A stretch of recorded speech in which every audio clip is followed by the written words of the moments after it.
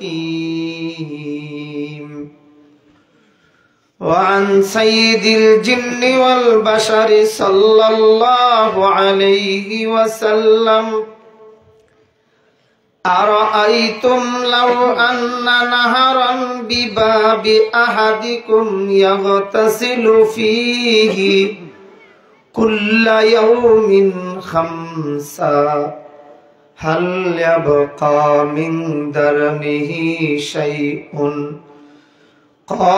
قالوا لا يبقى من درنه شيء يا رسول الله. قال: هكذا مثل الصلوات الخمس يمحو الله بهن الخطايا، أو كما قال عليه الصلاة والسلام. اللهم صل على محمد النبي الأمي وعلى آله وسلم تسليما. أستغفر الله الذي لا إله إلا هو الحي القيوم وأتوب إليه لا حول ولا قوة إلا بالله العلي العظيم.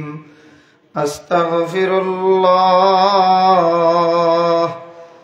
إن الله غفور رحيم.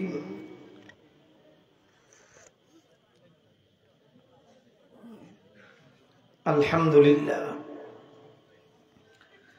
ফেঞ্চগঞ্জ থানার ঐতিহ্যবাহী এলাকা পাটানচক মোকামবাড়ি জামে মসজিদের উদ্যোগে আয়োজিত আজকের প্রথম বার্ষিকী ওয়াজ মাহফিলের বর্তমান অধিবেশন পর্যন্ত যে মহান আল্লাহ তাআলা আমাদেরকে পৌঁছার মতো সুযোগ আর তৌফিক দান করেছেন, সকলেই অন্তর থেকে কালিমাতুশ শুকর আদায় করছি আলহামদুলিল্লাহ। আল্লাহ তাআলার খাস মেহেরবানি এবং খাস দয়া আমাদের উপর, আমরা যারা গভীর রজনী পর্যন্ত কোরআন সুন্নাহর আলোচনায় বসে থাকতে পেরেছি, হযরতুল আল্লাহ হযরত মাওলানা শাহিদুর রহমান মাহমুদাবাদী দামাত বারাকাতুহুম সহ অনেক বড় বড় উলামায়ে কেরামগণ আলোচনা পেশ করেছেন। কোরআন সুন্নাহ মোতাবিক সবগুলি কথার উপর আল্লাহ আমাদেরকে আমল করার তৌফিক দান করেন, সকলে বলি আমিন। মুসলমান হিসেবে আমার আপনার সকলেরই জানা থাকা আবশ্যক, এই পৃথিবীতে সবচেয়ে বড় দামি জিনিসের নাম দৌলতে ঈমান। বলেন, সবচেয়ে দামি জিনিসের নাম ঈমান। আবার বলেন, সবচেয়ে বড় দামি জিনিসের নাম, আবার একসাথে বলি, ঈমান। একজন ঈমানদার যতদিন পর্যন্ত এই পৃথিবীতে বেঁচে থাকবে ততদিন পর্যন্ত কিয়ামত কায়েম হবে না। লা তাকুমুস সাআতু আলা আহাদিন ইয়াকুলু আল্লাহ আল্লাহ। আল্লাহু আকবার বলেন। সহিহ মুসলিম শরীফের রিওয়ায়াত, আমার নবী বড় সুন্দর করে বলেছেন, আমার উম্মত শুনে রাখো, যতদিন পর্যন্ত একজন আল্লাহ আসমানের নিচে জমিনের উপর বেঁচে থাকবে ততদিন পর্যন্ত আসমান জমিন সবকিছু ঠিক থাকবে, টিকে থাকবে, কিয়ামত কায়েম হবে না। আল্লাহু আকবার। একজন ইমানদারের দাম আল্লাহর দরবারে এত বেশি। এখন একটু খেয়াল করে জবাব দেবেন। ছেলে আইসা বাবারে কয়, আব্বা আমি কঠালপুর বাজারে 10 লক্ষ টাকা খরচ করে একটা মুদিমালের দোকান দিতে চাই। একটু খেয়াল করে জবাব দেবেন, পারবেন তো ইনশাআল্লাহ? ছেলে আইসা বাবারে কয়, আব্বু 10 লক্ষ টাকা দেন, আমি একটা দোকান দেব কঠালপুর বাজারে। বাবা কয়, ছেলে রে তুই যে দোকান দিবে সারা জীবন তুই অন্য কাজ করলে, ড্রাইভিং করলে, ড্রাইভার ছিলে তুই, অথবা লন্ডন, আমেরিকা, কানাডা, ফ্রান্সে গিয়া অন্যান্য কাজ করলি, দোকান কেমনে চালাতে হয় তোর তো জানা, তোর অভিজ্ঞতা। এই জন্যে কাজ কর, তুই দোকান দিবার আগে দোকানের নমুনা শিখতে হবে। ওই বাজারে যা, আব্দুর রহমানের ছেলে আব্দুল জলিল যে দোকান দিয়েছে 10 বছর হয়েছে, হের দোকানে গিয়া কামলা কাজের লোক হিসাবে থাক, কর্মচারী থাক, তাই কেন নমুনাগুলি শিখ। এরপরে 10 লাখ কেন 20-30 লক্ষ টাকা লাগলেও আমি তোর আব্বা হিসাবে আমার একটা দায়িত্ব আছে, তোরে দোকান দিয়ে দেব। দোকানটা দেওয়ার আগে নমুনা আগে গ্রহণ করতে হবে। কথা বলেন, কথা বলেন, ঠিক কিনা? এ ভাই, একটা ইটের দাম বর্তমান বাজারে সর্বোচ্চ মূল্য কত বলতে পারবেন না? একটা ইট চিনেন তো? ব্রিক ফিল্টের মধ্যে যে ইট বানানো হয়, একটা ইটের সর্বোচ্চ দাম বর্তমানে কত? 15 টাকাই ধরে নিলাম। বলেন কত? 15 টাকার একটা ইট যখন বানায়, এই ইট বানাবার জন্য কোনো ফর্মা লাগে না। কি লাগে? হ্যাঁ, মাশাআল্লাহ, কোন কি লাগে? ফর্মা। আবার কোন কি লাগে? বুঝার জন্য ধরে নিল, আপনাদের এলাকার যে কোনো একজন লোক অথবা আমি যার পাশে বসে আছি, জনাব কায়েস ভাই, বুঝার জন্য ধরে নিন, তিনি উনার একটা কোম্পানি আছে, ব্রিক ফিল্ড আছে, ইটের ভাটা আছে, ওইখানে গেলেন, গিয়ে বললেন, কিরে ভাই এই ইটগুলি কেমন হয়েছে দেখতে আসলাম। কর্মচারীরা দেখাইতে নিলেন, হঠাৎ করে দেখেন একটা ইট উনি হাতে লইয়া দেখেন, উনার কোম্পানির মধ্যে উনার নামের প্রথম অক্ষরের কে আর শেষ অক্ষরের এস দেওয়া আছে। এটা উনার পরিচিতি, উনার নামের প্রথম অক্ষর আর শেষ অক্ষর। ইটের যে ফর্মা আছে, ফর্মার ভিতরে দেখবেন কোম্পানির ট্রেডমার্ক অথবা মালিকের নামের পরিচিতি, ইটের নাম লেখা থাকে। কথা বলেন ঠিক কিনা? ওই ফর্মার ভিতরে যখন ইটটাকে ভিতরে দেয় বানাইবার জন্য, অটোমেটিকলি নামটা ইটের মধ্যে উঠে কি না, লেখা দেখা যায় কি না। কিন্তু উনি একটা ইট হাতে নিলেন, নিয়ে বলে, কি রে এইটা কার কোম্পানির ইট? বলে আপনার কোম্পানির। উনি বলেন, আমার কোম্পানির ইট হইলে কে এস লেখা নাই কেন? ধরো যাবে না, এটা আমার কোম্পানির ইট নয়। এই কথা বলে তিনি ফেলে দিলেন, এইটাকে সাইডে ফেলে দিলেন। উনি গ্রহণ করলেন না, কারণ যেই ফর্মা দিয়া আমার কোম্পানির ইট বানানো দরকার, এই ফর্মা মতে হইছে। আরো আসতে কোন ফর্মা মতে হইছে। তাইলে 14 থেকে 15 টাকার একটা ইট বানাইতে যদি ফর্মা লাগে, 10 লক্ষ টাকার দোকান দিতে গেলে যদি আগে ফর্মা নমুনা অর্জন করতে হয়, শিখতে হয়। পৃথিবীর সবচেয়ে বড় দামি দৌলতের নাম ঈমান। আপনারা কি বলেন, ঈমান গ্রহণ করতে কি কোনো ফর্মা লাগে না? আরো আস্তে কোন। আমার বিশ্বাস আমার আগে যত হুজুর বয়ান করছেন প্রত্যেকেই কিছু না কিছু এখন আমি যেই কথাটা বলবো অবশ্যই বলেছেন। আমার ঈমানি দায়িত্ব হিসাবে আমিও বলবো, আপনিও বলবেন। পারবেন তো ইনশাআল্লাহ? একটা ইট বানাইতে ফর্মা লাগলে, দোকানদারি করতে গেলে ফর্মা যদি লাগে, নমুনা লাগে। ঈমান সবচেয়ে বড় দামি, এই ঈমানের কোনো ফর্মা নাই। আস্তে কোন, আরো জোরে বলেন। ওই ফরমাটা কি আমি বলবো না, আমার ওয়াজ হলে আপনি ডাস্টবিনে নিক্ষেপ করে দিবেন। আমার মতো ছোট্ট মৌলবীর ওয়াজ না, আরশের মালিক আল্লাহ যদি ওয়াজ করেন সেই ওয়াজ তো অবশ্যই গ্রহণ করতে হবে, করা ফরজ। কথা বলেন ঠিক কিনা? আর যদি কেউ গ্রহণ করে না তাইলে সে তো ওই আহলে সুন্নাত ওয়াল জামাত হওয়া তো দূরের কথা, পরের কথা, ইমানদার হইছে কিনা এইটা আগে যাচাই বাছাই করা দরকার। কথা বলেন ঠিক কিনা? ওই ঈমানের ফরমার নাম সাহাবায়ে কেরাম। বলেন ঈমানের ফরমার নাম। আরো আস্তে কোন, ঈমানের ফরমার নাম। দলিল একেবারে সূরাতুল বাকারার প্রায় প্রথম দিকেই দেখবেন, আমিনু কামা আমানান নাস। এই নাস অর্থ মানুষ। সকল মুফাসসিরিন কিরামগণ একমত, এই মানুষ বলতে কারা? আই আমিনু কামা আমানাস সাহাবা। সাহাবায়ে কেরামকে আমার আল্লাহ ঈমানের ফরমা বলে দিয়া বলেছেন, এ পৃথিবীর মানুষ ঈমান আনো এমন ভাবে। সাহাবায়ে কেরাম ঈমান এনেছিল যেমন ভাবে। তাইলে বোঝা গেল সাহাবায়ে কেরাম আমাদের ঈমানের ফরমা। কথা বলেন ঠিক কিনা? আরো জোরে কোন ঠিক কিনা?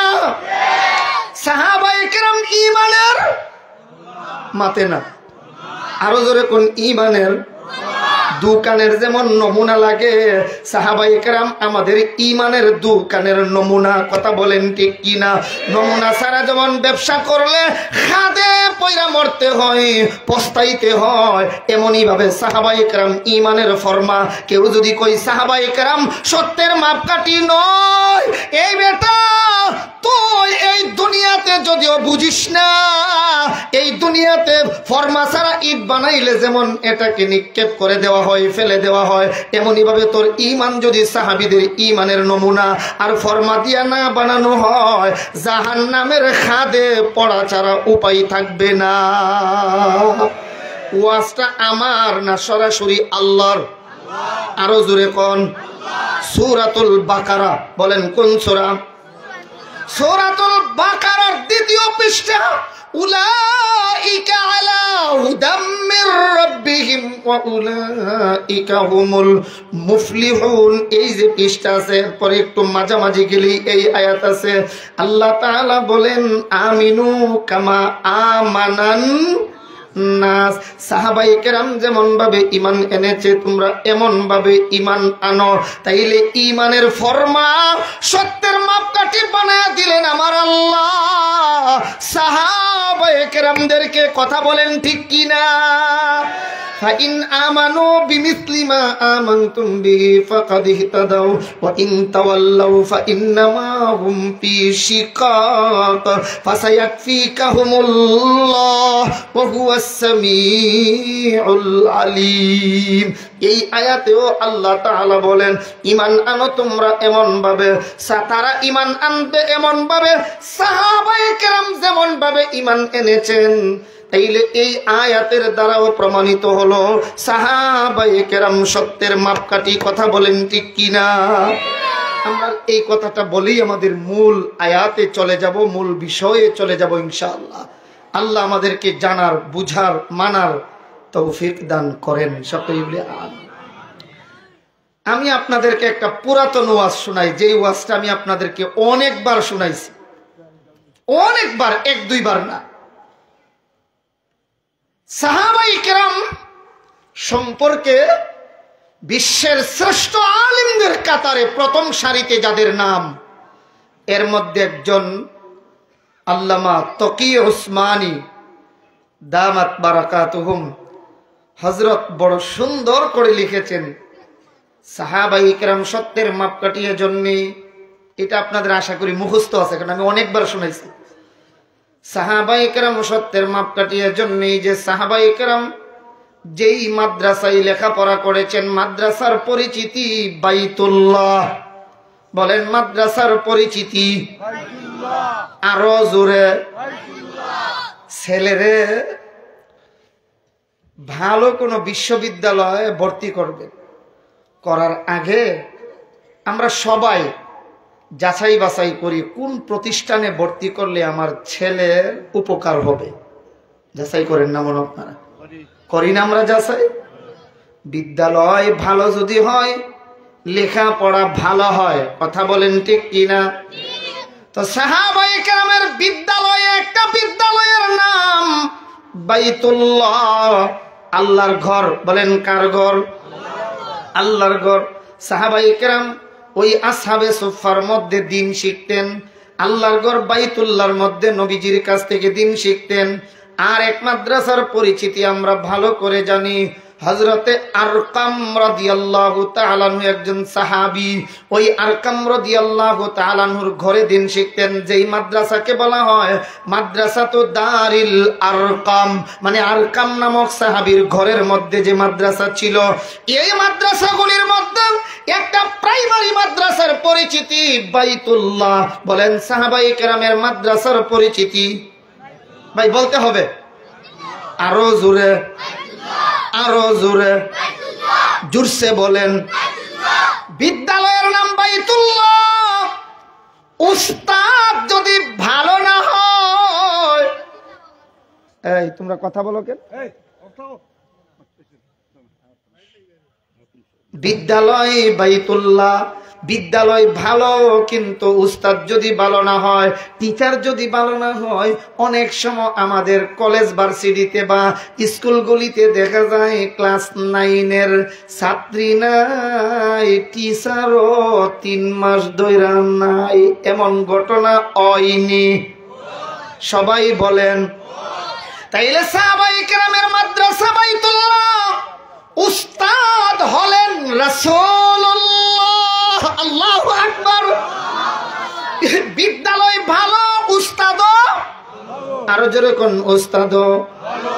সাহাবায়ে কেরামের মাদ্রাসা, একটু জবাব দেবেন। মাদ্রাসার পরিচিতি বাইতুল্লাহ, উস্তাদ রাসূলুল্লাহ। এর চেয়ে বড় শ্রেষ্ঠ শিক্ষক পৃথিবীতে আর দেখাইতে পারবেননি। এই ফেঞ্চুগঞ্জ এলাকায় যদি ভালো শিক্ষক হয়, তারে বলা হয় ফেঞ্চুগঞ্জের শ্রেষ্ঠ শিক্ষক। সিলেটের মধ্যে যদি হয়, তাইলে বলা হয় সিলেট জেলার শ্রেষ্ঠ শিক্ষক। যদি সিলেট বিভাগের মধ্যে হয়, বলা হয় সিলেটের বিভাগীয় শ্রেষ্ঠ শিক্ষক। সারা বাংলাদেশে যদি হয়, তাইলে বলা হয় সারা বাংলার শ্রেষ্ঠ শিক্ষক। এবার আপনারা বুঝলে বলবেন, আমার নবী শুধু ফেঞ্চুগঞ্জের শ্রেষ্ঠ শিক্ষক, শুধু সিলেটের, শুধু বাংলাদেশের, না সারা পৃথিবীর?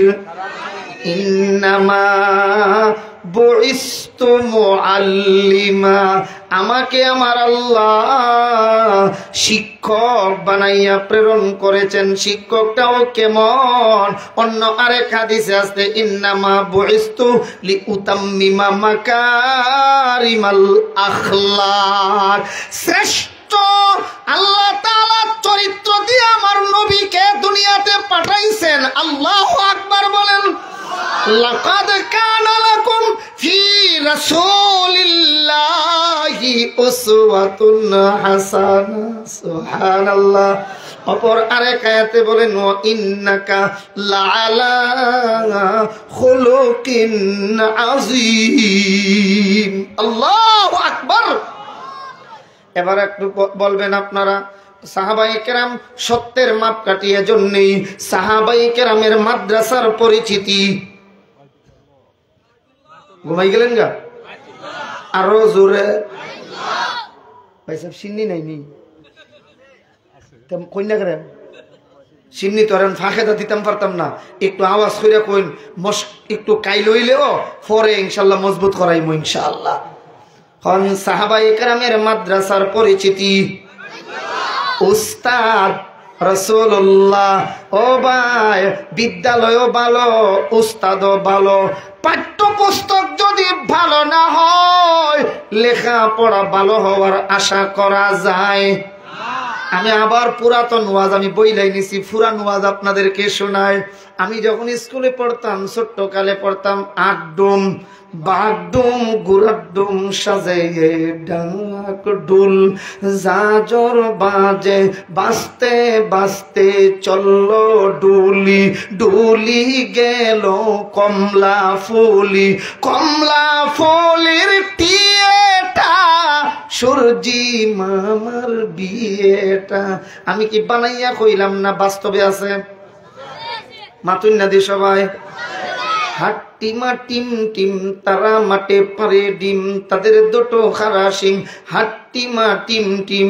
আমি বলবো বাবা, বাংলা ভাষা আমার মায়ের ভাষা, বাংলা ভাষা আমার ভাইয়ের ভাষা, বাংলা ভাষা আমার বাবার ভাষা, বাংলা ভাষা আমার দেশের ভাষা। আরবি প্রবাদ বাক্য আছে, হুব্বুল ওয়াতানি মিনাল ঈমান, দেশপ্রেম ঈমানের অঙ্গ। এটা আরবি প্রবাদ বাক্য। অনেক স্কুলের বাউন্ডারিতে লেখা থাকে দেশপ্রেম ঈমানের অঙ্গ আল হাদিস। আমরা বলি জাল হাদিস, এটা হাদিস নয়। তবে প্রবাদ বাক্য হলেও কথাটা অনেক পছন্দের, অনেক সুন্দর। আমরা এই কথাটাকে খুব লাইক করি। কথা বলেন ঠিক কি না? তবে হাদিস নয়। বলেন তবে কি নয়? এটা হাদিস নয় এটা। এরপরেও বাবা বাংলা ভাষা আমাকে শিখতে হবে। আমি এরপরও বুঝাবার জন্য বলছি। বলুন তো দেখি, এই যে বললো হাট্টিমা টিম টিম তারা মাঠে পারি ডিম, তাদের দুটো খারা সিং। হাট্টিমা team team. আপনাদের এই বৃহত্তর সিলেটের মধ্যে এমন কোন প্রাণী দেখাইতে পারবেননি যার মাথায় সিং আছে আবার ডিম দেয়? বুঝা কইন আছে এমন? গাভীর মাথায় শিং আছে কিন্তু ডিম নাই, বাচ্চা অথবা বাছুর জন্ম দেই। কথা বলেন ঠিক কিনা? হাঁস মুরগির মাথায় শিং নাই কিন্তু ডিম আছে। কথা বলেন ঠিক কিনা? এক কথায় শিং তাকিলে ডিম থাকে না, ডিম তাকিলে শিং থাকে না। কথা কোন ঠিক কিনা? এরপরেও এমন মিথ্যা কথার শিক্ষা যেখানে দেওয়া হয়, এমন পরিমণিদের পেটে দেখা যায় বিয়ার পরিচয় পরে বাচ্চা ওই আগে। কথা কোন ঠিক কিনা? পেটে যখন বাচ্চা গেছে এরপরে পরিমণি কয় আমার বিয়া হইছে শরীফুল ইসলাম রাজের সাথে। এ ভাইয়েরা, এমন নষ্টার বষ্টা পরিমণি যখন জেলখানাতে যায়, সাদা হাতে যায় আর মেহেদি লাগাইয়া বের হয়, যেমন বোঝা গেল জেলখানায় তার বিয়া হইছে। আর এই দেশের মধ্যে এ ভাই কোন দোষ ছাড়াই আলেম ওলামাকে জেল খাটতে হয়। এই দেশের মানুষ শান্তির আশা করতে পারে না। কথা বলেন ঠিক কিনা? এই জন্য আমরা আজকের এই এত বড় সম্মেলনের পক্ষ থেকে দোয়া কবুলের মাসে আল্লাহুম্মা বারিক লানা ফি রজব ওয়া শাবান ওয়া বাল্লিগনা রমাদান। আল্লাহ কবুল করেন, সবাই বলি আমিন।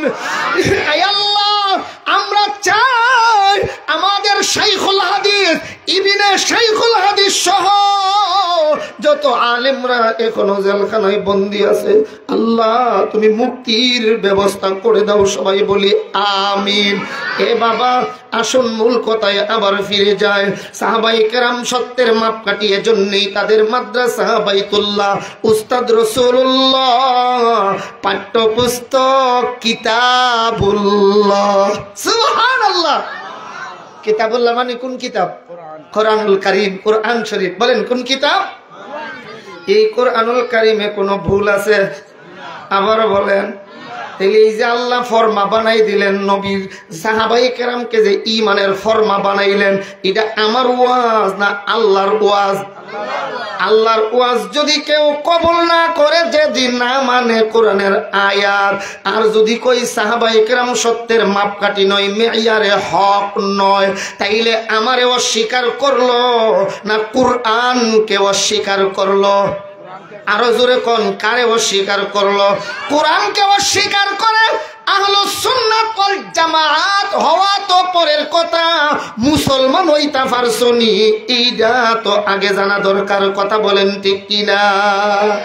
কারণ ইমানে মুফাসসালের মধ্যে যে 6 থেকে 7টা জিনিস আছে, আমানতু বিল্লাহি ওয়া মালাইকাতিহি ওয়া কুতুবিহি ওয়া রুসুলিহি ওয়াল ইয়াউমিল আখির ওয়াল কদরি খাইরিহি ওয়া শাররিহি মিনাল্লাহি তাআলা ওয়াল বা'সি বা'দাল মাউত।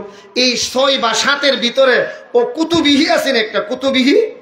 কুতুবিহি অর্থ কি?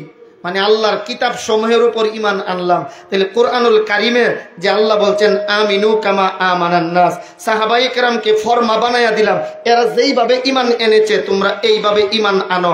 সাহাবায়ে কেরামকে সত্যের মাপকাঠি না মানলে কোরআন মানা হয়? কথা বলে না, কোরআন মানা হয়?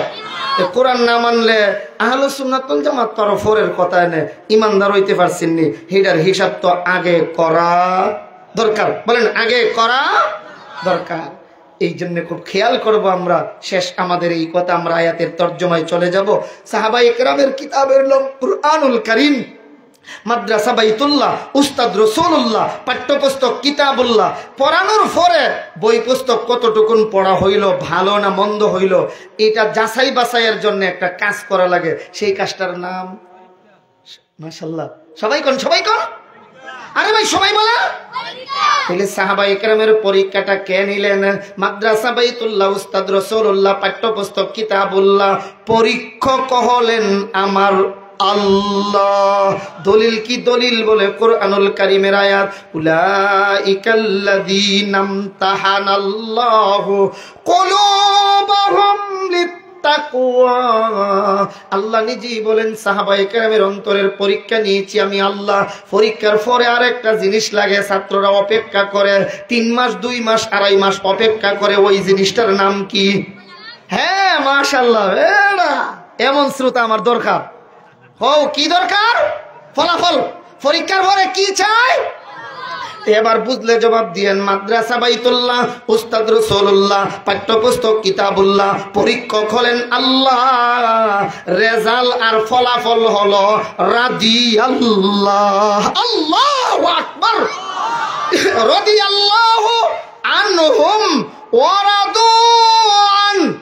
এটা মনে হয় কোন রাজনীতির বইয়ের কথা না কোরআনের আয়াত? কিরে বেটা, তুই এত বড় আলিম হইলে, এত কিছু হইয়া গেলে, নাম তো দিলে অনেক কিছু, শাইখ হয়ে গেলে, এই আয়াত কি সামনে পড়ে না? রাদিয়াল্লাহু আনহুম ওয়া রাদু আন। সাহাবায়ে কেরাম আমি আল্লাহর প্রতি সন্তুষ্ট, আমি আল্লাহ ও সাহাবীদের প্রতি সন্তুষ্ট। সুবহানাল্লাহ। এইলে কিতাবুল্লাহ পড়ানোর পরে পরীক্ষা নিলেন আল্লাহ, আর রেজাল্টটা দেওয়া হইল রাদিয়াল্লাহ। রাদিয়াল্লাহ মানে আল্লাহ রাজি। রাদিয়াল্লাহ মানে এই আয়াতের তাফসিরে মুফাসসিরিনে কিরামগণ লেখেন, একটু খেয়াল করে শুনবো। এই কথাটা বুঝলে আমরা ওই যে আয়াত পড়ছি আয়াতের কথা বুঝতে সহজ হয়ে যাবে। এই আয়াতের তাফসিরে লেখা হয় নবীগণ মাসুম। এখন 2টা কথা বলবো আমরা, বলেন আমার সাথে, নবীগণ মাসুম। আবার বলেন, নবীগণ মাসুম। মাসুম এটা আরবি শব্দ, বাংলা হলো নিষ্পাপ। নবীগণ মাসুম এর অর্থ কি? নবীগণ নিষ্পাপ, কোনো গুনাহ করেন নাই, কোনো গুনাহ নাই। তবে সাহাবায়ে কেরাম মাসুম নন, কেহ কেহ গুনাহ করেছেন। এই আকীদা রাখতে হবে। আমি আর শেষ করি, তাইলে সহজ হবে। সাহাবায়ে কেরাম গুনাহ করেছেন, তবে আমার আল্লাহর কাছে এমন ভাবে ক্ষমা চাইছেন যে ক্ষমার পরে আল্লাহ ক্ষমা কইরা রাদিয়াল্লাহু আনহুম ওরাদু আন সার্টিফিকেট দিয়া দিছেন। তাইলে এবার কথা দুইটা সহজ করি। কোন নবীগণ মাসুম, সাহাবায়ে কেরাম মাগফুর। এটা আরবি শব্দ, আমি বাংলা বলবো। সাহাবায়ে কেরাম মাগ, মিম গান জবর মাগ, ফা ওয়াও পেশ ফু, রা দুই পেশ রুন, মাগফুরুন ইসমে মফউলের সিগা। সাহাবায়ে কেরাম মাগফুর মানে সাহাবায়ে কেরাম ক্ষমা প্রাপ্ত। বলেন মগফুরের বাংলা কি? ক্ষমা। মাশাআল্লাহ। আরে ঈমান আকীদা বাছাইবার জন্য অন্তত দুই শব্দ এখন জেনে রাখা ফরজ আমাদের জন্য। নবীগণ মাসুম, সাহাবীগণ মাগফুর। এবার বলেন তো মাসুমের অর্থ কি? মাগফুরের অর্থ কি? না, মাগফুর অর্থ নিষ্পাপ না, মাগফুর অর্থ ক্ষমা প্রাপ্ত। মাগফুর অর্থ ক্ষমা মানে পাপ করেছেন। সাহাবায়ে কেরামদের মধ্যে কেহ কেহ পাপ করেছেন, কিন্তু আল্লাহ মাফ করে দিয়া মাফের সার্টিফিকেট দিয়ে দিয়েছেন। সুবহানাল্লাহ। কোন আচ্ছা বুঝার জন্য ধরে নিন, কয়েস ভাইয়ের ছেলে যদি কয়েস ভাইয়ের সাথে অপরাধ করে, অপরাধ করার পর ছেলে আইসা বাবার হাতে ধইরা ক্ষমা চাইছেন, অথবা ইমাম সাহেব হুজুরের ছেলে ইমাম সাহেবের সাথে অপরাধ করেছেন, বুঝতেছেন কথা? ছেলে আইসা বাবার কাছে ক্ষমা চাইলেন, পরের দিন উনার ভাই মানে ছেলের চাচা কয়, কিরে আব্দুর রহমান, তুই যে তোর আব্বার সাথে অপরাধ করছিলে কি অবস্থা? কয়, চাচা আমি তো আব্বার ফায়ে ধরে হাতে ধরে ক্ষমা চাইছি, আব্বা আমারে মাফ কইরা দিলাইছুন। চাচা উঠটা কয়, তোর আব্বাই মাফ করলেও আমি মাফ করছি না। বাতিজা কই, চাচা আমি তো আপনার সাথে কোনো অপরাধই করছি না, আপনি মাফ করবেন কি? এরপরেও যদি আপনি অনধিকার চর্চা করেন, যদি আপনি বলেন আমারে মাফ করছেন না, আপনি মাফ করলে আর না করলে আমার আইতো না যাইতো। আমার কথা মনে বুঝছে না? বাপ আমি অপরাধ করছি বাপের কাছে, বাপ মাফ করে দিছেন, আপনি যদি কোন মাফ করছেন না তাইলে আমার আইতো না যাইতো না। কথা বুঝছেন? নিরার অর্থ বুঝেননি। আমার আইতো না যাইতো না। সাহাবায়ে কেরাম রে আমার আল্লাহ মাফ কইরা সার্টিফিকেট দিলাইছুন, এরপরে যদি কেউ কয় সাহাবায়ে কেরামকে সত্যের মাপকাঠি মানি না, সাহাবায়ে কেরামের আইতো না যাইতো না, কথা জোরে কোন ঠিক কিনা? ক্ষতি হইব তোর মতো বলদের, জোরে বলেন ঠিক কিনা? এইটা বুঝাবার জন্য একটা ছোট্ট দৃষ্টান্ত। আমরা এলাকায় গরুরে ঘাস খাওয়াইবার জন্য লম্বা রশি দিয়া বাইন্দা একটা খুঁড়া মাটির নিচে বুয়াইয়া, আপনারা খুঁড়া ওই কোননি খুঁটি কোন একটা খুঁটি মাইরা দিছে। এটারে আমরা এলাকায় কই গরু খুঁটা দেওয়া। গরুটারে খুঁড়া দিছি কিটা খাইতো? আরো জোরে কোন? রেল লাইনের খান্দাত নিয়ে এটারে খুঁড়া দিছি। রশি অনেক লম্বা, এটা ঘাস খাইয়া উদর পূর্ণ হয়ে গেছে, পেট ভরছে। এটা এবার আস্তে আস্তে রেল লাইনের উপরে গিয়া মালিক, এটা এক বড় টাইপের মালিক, এই হিসাব করছে না কতটুকুন রশি দেওয়া দরকার, অনেক লম্বা রশি দিছে, তো এটা গিয়া রেল লাইনের উপরে গিয়া খাইয়া পেট বাড়িয়ে গেছে গা, রেল লাইনের উপরে গিয়া শুইছে। ড্রাইভার সাহেব আধা কিলো দূর তাই দেখতাছে, আল্লাহ হেডমাস্টার দি দেখা যা রুডো হুতি রইছুই টাইম রে উড়াইবার লাগিয়া, বলদ রে উড়াইবার জন্য ড্রাইভার সাহেব দূর থেকেই হরন দিচ্ছেন। কি দিচ্ছেন? ড্রাইভার সাহেব যতই হরন দেয়, বলদ সাহেব এই দিক দিয়া উড়ে উঠতে কই, কিরি আমি এই রোডের রোড মাস্টার, আমার রোড দিয়া কে আসতে চায়? গাড়ি যত সামনে আয় বলদ যতই সামনে আয় তাই খালি ফেখম ধইরা বাপ ধইরা সামনের দিকে যাইতে আছে। রেলগাড়ি আইবার পরে খুব জোরে লাফ মাইরা গিয়া রেলগাড়ির ইঞ্জিনের মাথায় ফট মারছে, রেলগাড়ি বাইঙ্গা ধুমরে মুসরে খালি ফিরে গেছে। হ্যাঁ কার কামছে গরু কই না, এটা বলদ কোন বলদ। যেই বলদে রেলগাড়ির মাথায় গিয়া ইঞ্জিনে ফট মারছে, রেলগাড়ি ভাঙছে না, ক্ষতি হইছে বলদের। যেই বলদে সাহাবায়ে কেরাম রে সত্যের মাপকাঠি মানে না।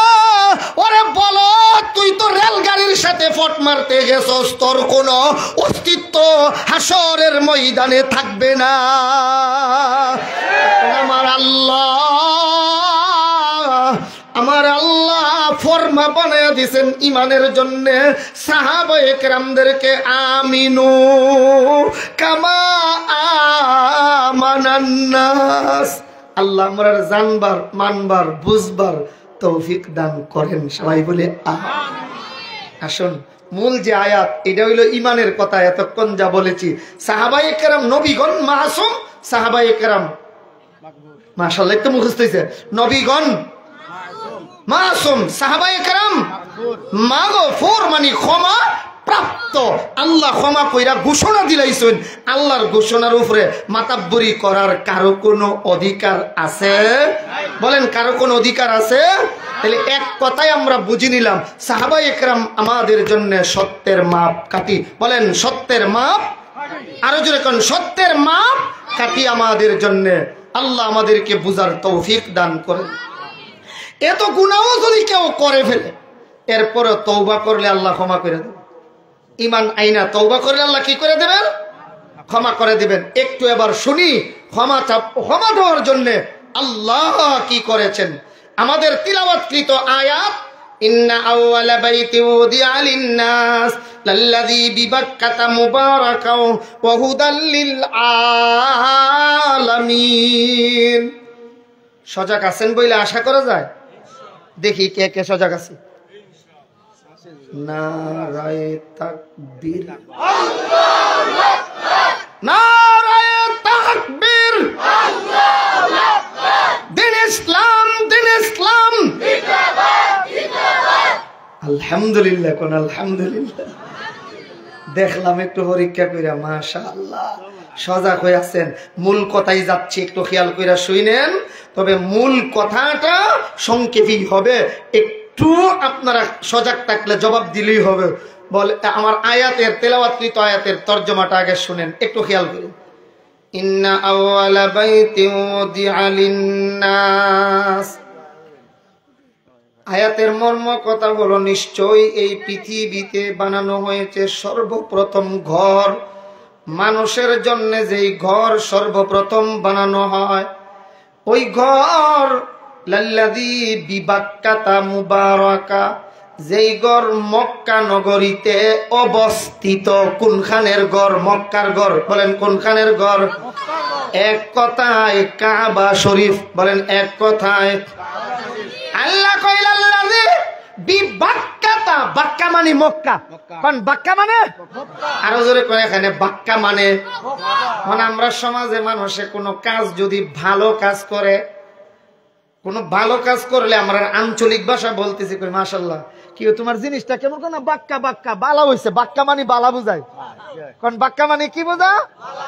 আবার বেশি বুঝাইবার জন্য অনেক সময় কয় কই যাইবা, জকিগঞ্জ, বাক্কা দূর, মাতে না। বাক্কা দূর মানে বেশি দূর, বাক্কা দূর মানে বেশি দূর। আল্লাযী বিবাক্কাতা, আল্লাহ কই যেই ঘর বাক্কায় অবস্থিত। বাক্কাই মানে মক্কাই। কোন বাক্কাই মানে? এরপরে আল্লাহ কই মুবারাকা, এই ঘর বড় বরকতময় ঘর। বলেন, মুবারাকা মানে বরকতময়। আরো জোরে কোন, কি ঘর? কি ঘর বরকতময়? আরে ভাই, ঘরটা কেমন বরকতময় একটু খেয়াল করে শুনেন। আমার নবীজি বড় সুন্দর করে বলেন, সর্বপ্রথম যখন হাজী ভাই আল্লাহর ঘরের কাছে যায় হজ করার জন্য, ওই ঘরের সামনে গিয়া যখন দাঁড়ায়, সর্বপ্রথম যখন কাবা ঘর নজরে পড়ে, এই লোকটা যেই দোয়া করে, সেই দোয়া আমার আল্লাহর দরবারে কবুল হয়ে যায়। সুবহানাল্লাহ। এ ভাই, এই ঘরের দিকে, কাবা ঘরের দিকে আমি বুঝাইবার জন্য ইশারা করতেছি, এই ঘরের দিকে। আপনারা আবার এই ঘরের এই কাবা মনে করেন না। তবে আবার কাবার সাথে সম্পর্কের থেকে খালিও না, আইতাছে আর 10-20 মিনিট পরে আসতেছে যে কাবার সাথে তার সম্পর্কটা কি, এই সম্পর্কের কারণে আমাদের সম্পর্ক কি, আমরার দাম কি। আর কি 10-15 মিনিট বসতে পারবেন? আল্লাহ কবুল করেন, সবাই বলে আমিন। একটু খেয়াল কইরা জবাব দিয়েন। লাল্লাযী বিবাক্কাতা মুবারাকা, ওই যে বরকত বললেন, বরকত কি? এই ঘরের দিকে তাকাইলে প্রথম হাজী ভাই যেই দোয়া করে সেই দোয়া কবুল। সুবহানাল্লাহ। আচ্ছা, কোন একজন মানুষ যখন হজ্জে যায়, কোন মানুষ যখন হজ্জে যায় বা উমরায় যায়, আমরা অনেকে ওনার কাছে দোয়া চাই না? দোয়া কথা বলে দোয়া চাই না আমরা? আচ্ছা বলুন তো দেখি, উনি কি সেখানে গিয়া উনার দোয়া বাদ দিয়ে আমার জন্য করবেন? তাইলে হাদিসে যে আসছে প্রথম যেই দোয়াটা করে এটা কবুল হয়, তখন বেচারা কার জন্য দোয়া করব? হ্যাঁ, এবার শুনেন, আমি যখন আমার জীবনের প্রথম হজ্জের সফরে যাই, আমার উস্তাদে মুহতারাম আল্লামা মুফতি নুরুল্লাহ রাহমাতুল্লাহি আলাইহি, শেখে গাজীনগরী রাহমাতুল্লাহ আলাইহির সাথে যার সম্পর্ক খুব বেশি ছিল, আমার উস্তাদে মুহতারাম মুফতি নুরুল্লাহ সাহেব রাহমাতুল্লাহি আলাইহির সাথে সাক্ষাৎ করতে গেলাম। গিয়ে বললাম, হুজুর হজ্জে যাওয়ার নিয়ত করেছিলাম, হুজুরের কাছে দোয়া নিতে আসছি, আর হুজুর ওইখানে গিয়ে কেমনে কি করব তো আমল শিখতে এসেছি। শুনতেছেন তো কথা? হুজুর আমারে বললেন, আমাকে নিবানি তোমার সাথে। সুবহানাল্লাহ বলবেন। এত বড় বুজুর্গ মানুষ আমাকে বলে তোমার সাথে আমারে নিবাইনি। আমি বললাম, হুজুর আপনি যাবেন এবার? কই মনে মনে নিয়ত আছে যাওয়ার, তবে পাসপোর্ট এখনো জমা দেই নাই। হুজুর বললেন, কি এই বাচ্চাটা তো হুজুর বেশি কথা বলতেছে, এই যে খয়েরি কালার। হুজুরের কাছে দোয়া চাইতে গেলাম, হুজুরে বলে আমাকে নিবাইনি। শেষ পর্যন্ত হুজুরের কাছে দোয়া নিয়ে গেলাম হজ্জের সফরে 2009 সালে। যাওয়ার পরে সাই বাইনা সাফা ওয়াল মারওয়া এর ভিতরে হঠাৎ করে শুনি কে যেন আমার পেছন থেকে, এই বশির। কণ্ঠটা মুফতি নুরুল্লাহ সাহেব রাহমাতুল্লাহর মতো লেগেছে। পেছন দিকে তাকায়া দেখি হুজুরে হুইল চেয়ারে বসে বসে ওই সফা মারওয়া সাই করতেছেন, আর একেবারেই আমার পেছনে হুজুরে লাগা আমারে ডাক দিলেন, এই বশির। আমারে হুজুরে, আমি ফিরে গিয়া মুসাফা করলাম, হয় তুমি তো বড় কৃপণ, আমাকে আনো নাই, আমার আল্লাহ কৃপণ নয়। আরো জোরে, আরো জোরে। তো আমি হুজুরের কাছে দোয়া চাইলে পরে হুজুর আমারে যেই দোয়াটা শিখাইয়া দিছিলেন, সিস্টেমটা, যে হুজুর হজ্জের সফরে গেলে তো অনেকেই দোয়া চায়, তা আপনার কাছ থেকেই শুনেছি কাবা শরীফ প্রথম নজরে পড়লে যেই দোয়া করা হয়, দ্বিতীয় দৃষ্টি না প্রথম দৃষ্টিতে যেই দোয়া করা হয় সেটা কবুল। তে হুজুর আমি কি আপনার লেগে দোয়া করুম আমারে থইয়া, আর নাকি আমারে বাদ দিয়ে আপনারটা করুম? আপনারটা করলে আমি পাইতাম না, আমারটা করলে আপনি পাইতেন না, তাহলে দোয়াটা কেমনে করতাম? হুজুরে কয়, কাবার সামনে দাঁড়াইয়া প্রথমই নজরে পড়লে দোয়া করবা, আল্লাহ যত দোয়া অন্তরে লইয়াইছি সব কবুল করব। একের ভিতরে দুই না, একের ভিতরে সব, একের ভিতরে সব। এই জন্য কাবা বরকতময়। 1 নাম্বার হলো ওই এখানে গিয়া দোয়া করলে দোয়া কবুল হয়। রুকনে ইয়ামানের পাশানে দাঁড়াইয়া দোয়া করলে দোয়া কবুল হয়। হাজারে আসওয়াদের কাছে আইসা দোয়া করলে দোয়া কবুল হয়। মুলতাজাম কাবার দরজার যে চৌকাঠ এর বরাবর দাঁড়াইয়া দোয়া করলে দোয়া কবুল হয়। কাবার দরজা বরাবর দাঁড়াইয়া দোয়া করলে দোয়া কবুল হয়। এরপরে হলো মুকামে ইব্রাহিম, ওইখানে দাঁড়াইয়া দোয়া করলে দোয়া কবুল হয়। মুকামে ইব্রাহিমের পরে ওই পাশে গেলে হাতিমে কাবা, ওই হাতিমে কাবার ভিতরে নামাজ পড়ে দোয়া করলে দোয়া কবুল হয়। হাতিমে কাবার বরাবর উপরে পানি নিষ্কাশনের একটা ফাইবের মতো আছে, যাকে বলা হয় মিজাবে রহমত, ওইখানে দাঁড়াইয়া দোয়া করলে দোয়া কবুল হয়। এটা এক বরকতময় স্থান। সুবহানাল্লাহ বলেন। এরপরে আল্লাহ তাআলা বলেন ওয়াহুদাল লিল আলামিন, সমগ্র বিশ্ব জগতের জন্য হেদায়েতের বার্তা। আল্লাহু আকবার, জোরে বলেন, আর জোরে আল্লাহু আকবার। এটা হলো আয়াতের মূল কথা। এই বাবারা ভাইয়েরা, এখনের কথাটা আর একটু মন দিয়া শোনা লাগবে। মনোযোগ আসেনি আপনাদের এদিকে? একটু মন দিয়া শুনেন। এই পৃথিবীতে আল্লাহ তাআলা, মুখস্থ করা লাগবে, এই পৃথিবীতে আল্লাহ তাআলা সর্বপ্রথম যে অধিবাসী পাঠান, এই অধিবাসী হলো জিন জাতি। বলেন, পৃথিবীতে আল্লাহ প্রথম যাদেরকে পাঠাইলেন তারা কারা?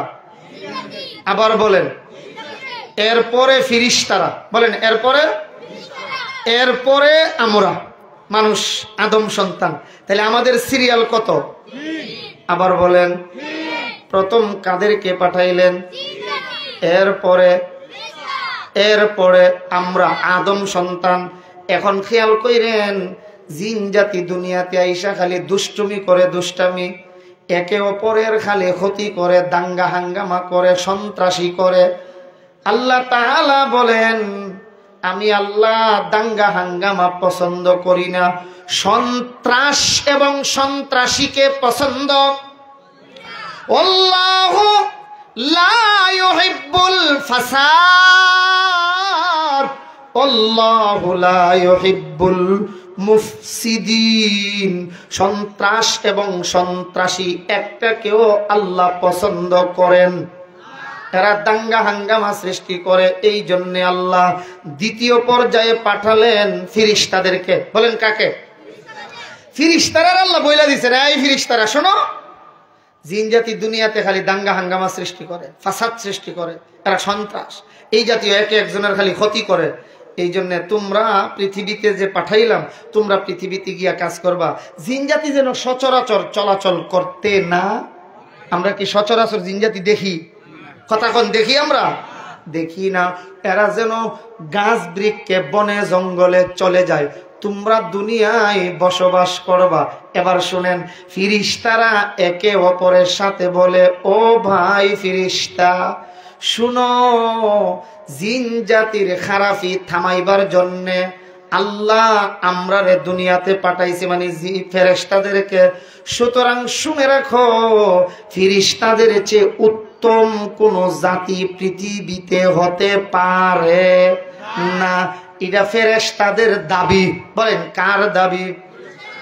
ফেরেশতারা কয়, জিন জাতিরে থামাইবার জন্য আল্লাহ যেহেতু আমরারে পাঠাইছেন, আমাদের চেয়ে শ্রেষ্ঠ কোন জাতি হতে পারে?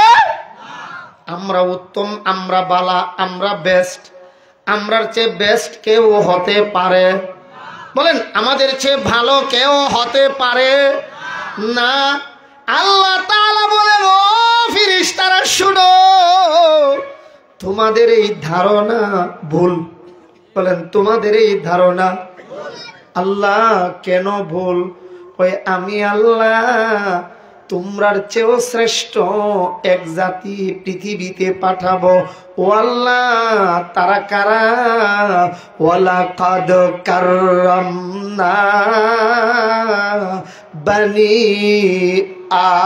আদম। আমি আল্লাহ আদম সন্তানকে সবচেয়ে বেশি শ্রেষ্ঠত্ব দান করেছি। আল্লাহু আকবার।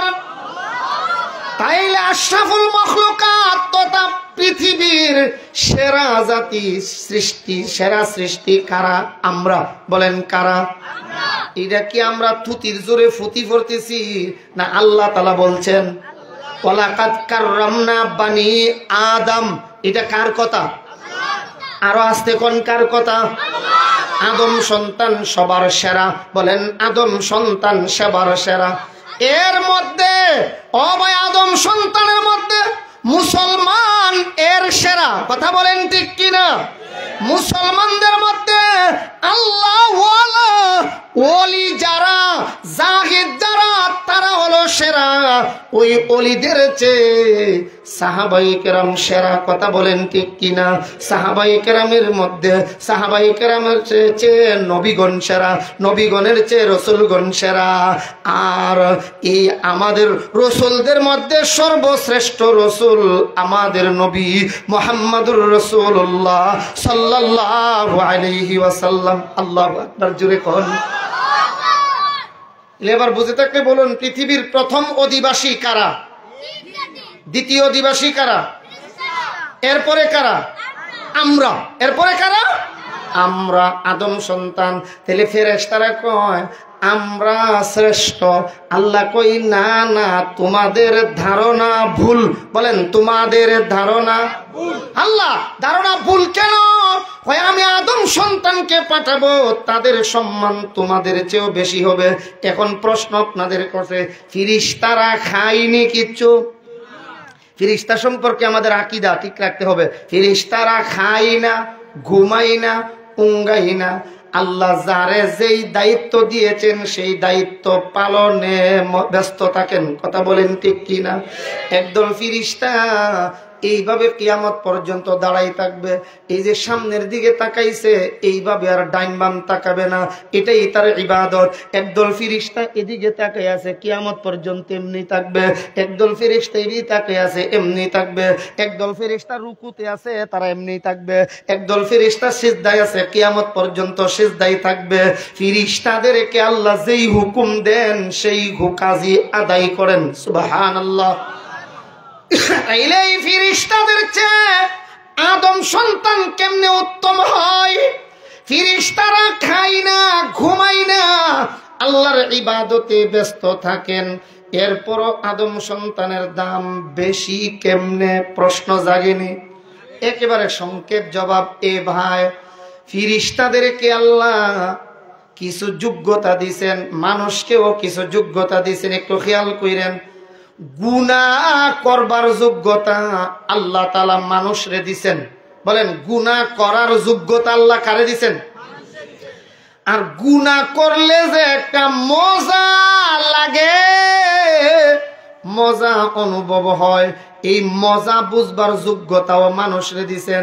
গুনাহ করলে যে মজা লাগে, এই মজা বুঝবার যোগ্যতা ফেরেশতাদেরকে দেন নাই। বুঝছেন কথা? গুনাহ করলে একটা মজা লাগে না, মাতে না। মিস কল ফাইলে যখন আবার ঘুরাইয়া করুন, বেমজা লাগে, মজাই লাগে কম। রাস্তা দিয়া গেলে ভিন্ন নারীর দিকে তাকাইলে বেমজা লাগে, মজা লাগে না? আপনারা না লাগলেও আমরার লাগে। আমরা দুষ্টা ওই কইলাম, আপনারা ভালো ফেরেশতা, আপনারা লাগে না, বাকি আমরার লাগে। এ দুই বেটা পীর সাহেবের কাছে আয়া কই, হুজুর আমি রোজা রাখছি, আমার পেটে খিদা লাগে না, এই জন্য আমি খাই না। হুজুরে পীর সাহেব কই, মাশাআল্লাহ তুমি খুব ভালো মানুষ, তুমি দরবেশ, পেটে খিদা লাগে না এর লাগা তুমি খাও না। আরেকজন পেটে খিদা লাগেও, এরপরেও আল্লাহর ডরে খাই না। পীর সাহেব কই, বেটা হের সে তোর দাম আল্লাহর কাছে অনেক বেশি, কারণ হের তো পেটে খিদা লাগে না, এই জন্যে খাই না। তোমার পেটে খিদা লাগে, লাগার পরেও আল্লাহর ভয়ে খাও না, তোমার দাম তার চেয়ে আল্লাহর কাছে বেশি। কথা বলেন ঠিক কিনা? আরেকজনে পীর সাহেবের কাছে এসে কই, হুজুর আমি রাস্তা দিয়ে গেলে মহিলা দেখলে আমার মন চাই না, এই জন্য আমি দেখি না। আর সাথের জনে কই, হুজুর আমার মন চাই দেখতে, কিন্তু আল্লাহর ভয়ে আমি দেখি না। পীর সাহেব কার দাম বেশি বলবে? যে আল্লাহর ভয়ে দেখে না। আমরা গুনাহ করি, আমরা মজা অনুভব করি, ফেরেশতাদের গুনার মজার যোগ্যতা আল্লাহ দেন নাই। ওই যোগ্যতা দেন নাই, মানুষের যোগ্যতা আছে। এরপরও মানুষ যদি যোগ্যতা থাকার পরে গুনাহ থেকে বেঁচে থাকে, ওই মানুষটার দাম আল্লাহর দরবারে বেশি। সুবহানাল্লাহ। তিনি পৃথিবীতে যাদেরকে পাঠাইলেন, এর মধ্যে দাম কাদের বেশি? মানুষের। বলেন কাদের বেশি? মানুষের। এখন ফেরেশতারা কই, আল্লাহ আমরার ধারণা যেহেতু ভুল, বলেন শেষ আমার কথা, আমরার ধারণা যেহেতু ভুল, এই জন্য তোমার কাছে মাফ চাই। মাফটা চাইছেন কোন জায়গায় জানেননি?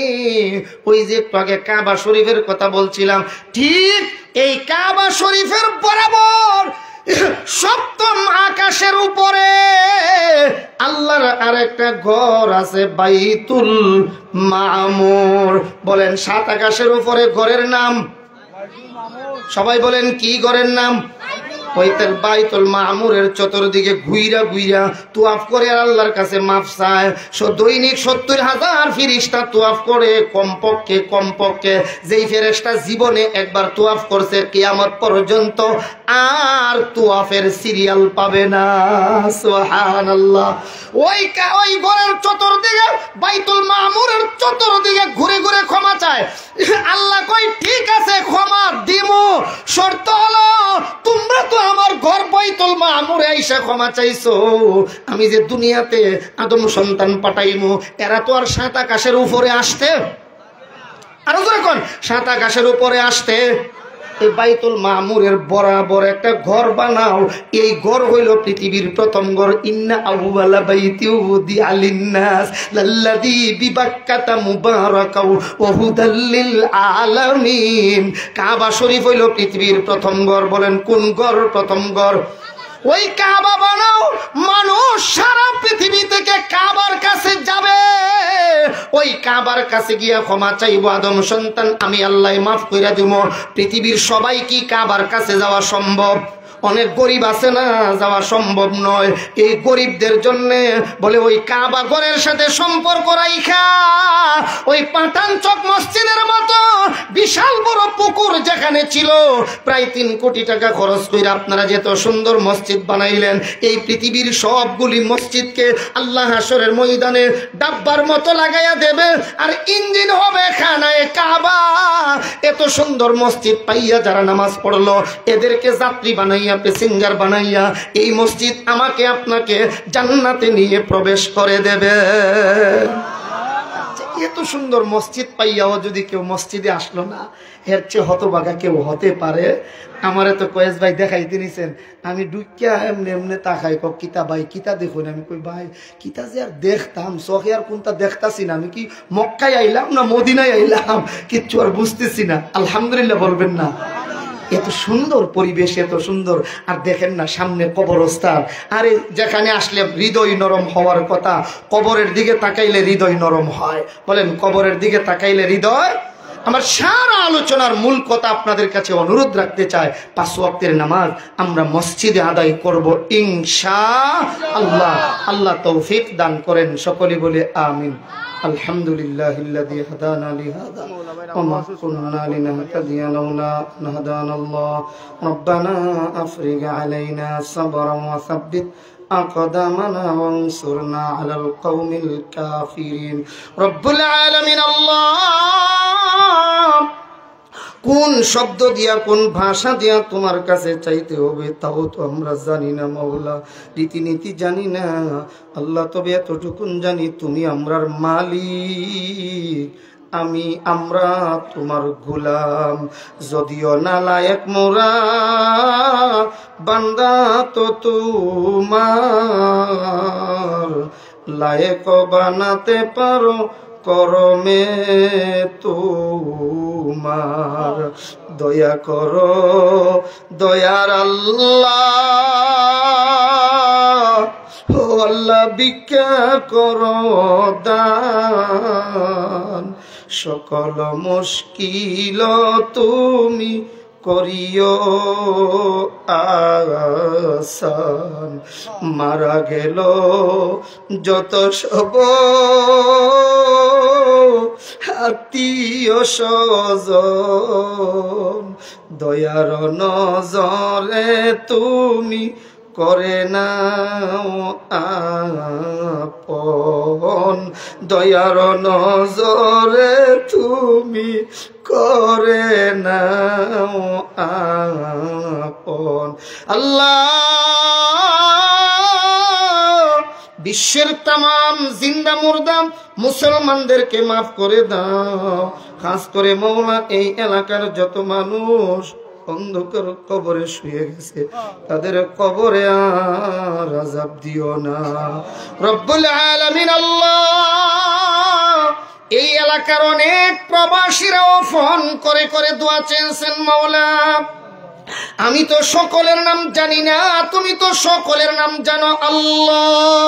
হে অন্তর্যামী খোদা, প্রত্যেকের দিলের জায়েজ মাকসাদ কবুল এবং মঞ্জুর করে নাও রব্বুল আলামিন। আল্লাহ কয়েস ভাই আল্লাহ তার মা বাবা আত্মীয় স্বজন সহ ওনার ছেলে মেয়ে এবং বিবির জন্য দোয়া চেয়েছেন, এলাকার সবার জন্য দোয়া চলে চেয়েছেন।